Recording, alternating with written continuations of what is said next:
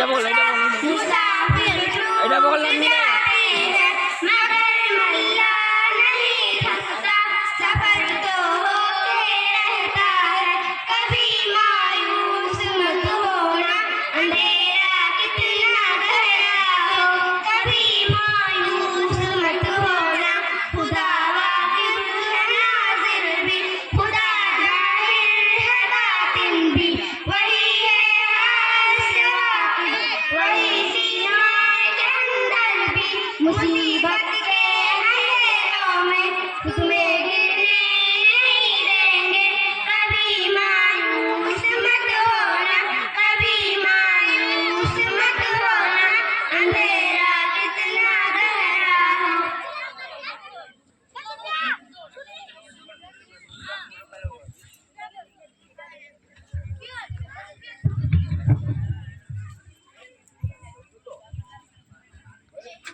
السلام علیکم ورحمۃ اللہ وبرکاتہ۔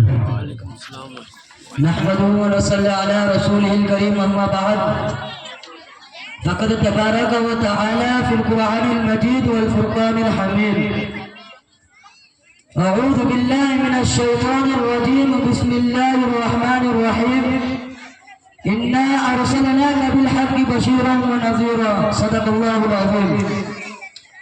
اس وقت کا جب دنیا میں انسانوں کی آبادی نہ تھی، نہ آدم تھے، نہ آدم ذات، نہ حوا تھے، نہ حوا کی اولاد، یہ دنیا کتنی ویران اور اداس رہی ہوگی، نہ چہل ہل، نہ رونق، نہ شور و گل، نہ ہنگامہ، سارا ماحول بے کیفی بے لطفی ہے، ڈوبا ہوا محبت، نہ عداوت، نہ اتحاد، نہ اختلاف، نہ فکر معاش، نہ فکر آخرت، ہر چیز سے آرے، ہر چیز سے خالی دنیا، نہ زندگی کی بہار، نہ زندگی کی رنگیا۔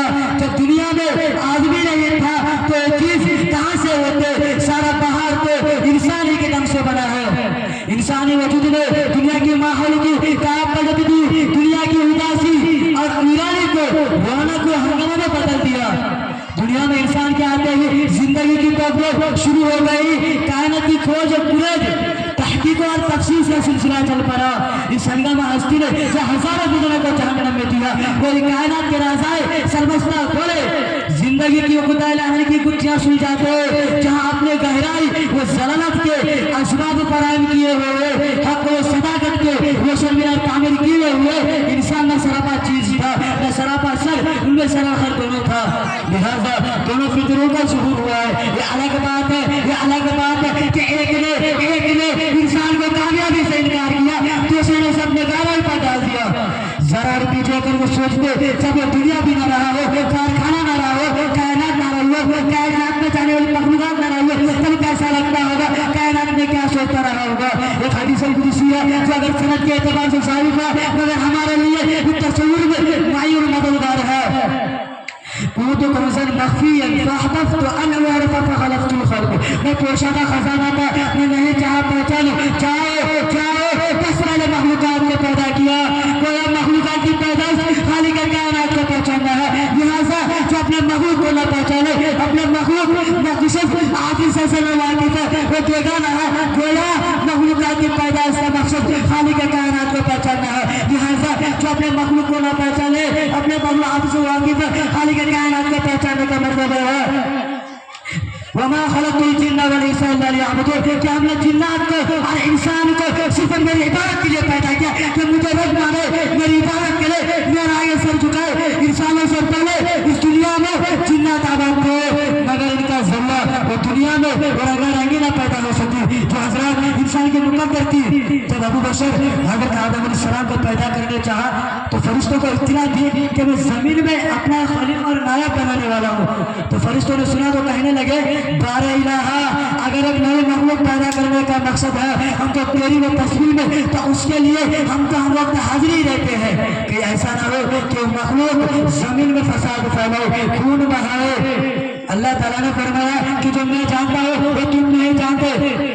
وَإِذْ قَالَ رَبُّكَ لِلْمَلَائِكَةِ إِنِّي جَاعِلٌ فِي الْأَرْضِ خَلِيفَةً، اور اس وقت کو یاد کرو جب تمہارے رب نے فرشتوں سے کہا کہ زمین میں اپنا خلیفہ اور نائب بنانے والا ہوں۔ قَالُوا أَتَجْعَلُ قال فيها من يفسد فيها ويسفك الدماء ونحن نسبح ونقدس لك قال إني أعلم ما لا تعلمون. فرشتوں نے کہا کہ ایسا ہستی کو خلیفہ بنایا جا رہا ہے، ہم تو تیری و تزمین میں نہیں رہتے ہیں کہ زمین میں فساد ڈالے وہ خون بہائے. اللہ تعالیٰ نے فرمایا کہ جو میں جانتا ہوں وہ تم نہیں جانتے. آدم کا خمیر مٹی سے کھودا گیا، جب وہ مٹی پکھرا ٹھیکری کی طرح کھنکنے لگی تو اللہ تعالیٰ نے اس جسد خاکی میں روح پھونکی. بس آدم اس جسد خاکی کا گوشت پوچھ چکا ایک انسان بن گیا، ساتھ تمام انسان اور ساتھ ایک فضائل کا عامل بھی تھا. پھر اس کا حکم ہوا تاکہ وہ آدم کو سجدہ کرے. آدم کے سامنے آدم کی برتری ثابت ہو. فرشتے حکم الہی کے تابع کرتے فوراً آدم کے سامنے سجدہ ہو گئے، مگر ابلیس لائن میں سجدے سے مردود ہو گیا.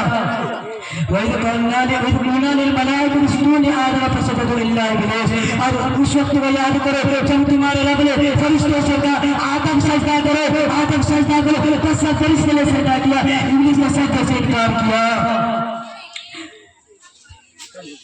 وآخر دعوانا الحمد للہ رب العالمین.